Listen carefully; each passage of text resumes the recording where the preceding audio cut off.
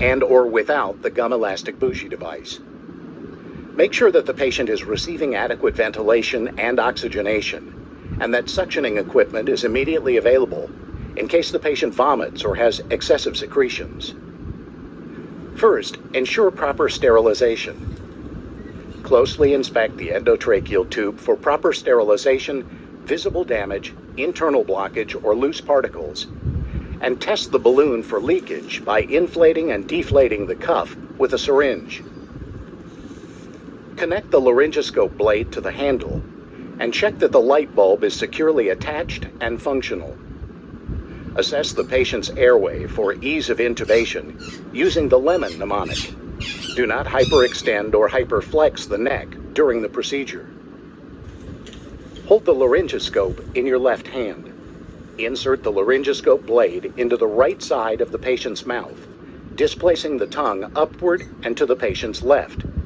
Please note that this only applies to a Mac blade and not a Miller. Visually identify the epiglottis and then the vocal cords. External laryngeal manipulation with backward, upward, and rightward pressure may be helpful for better visualization. Under direct vision, gently insert the endotracheal tube into the trachea without applying pressure on the teeth or oral tissues. Inflate the cuff with enough air to provide an adequate seal, but don't overinflate it.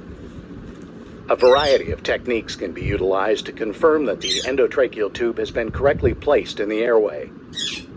If endotracheal intubation is not successfully accomplished within seconds, or in the same time it takes to hold your breath before exhaling, discontinue attempts. Apply ventilation with a bag mask device. Try again using a gum elastic bougie, or seek assistance from another qualified provider. When you have ensured correct tube placement, secure the tube.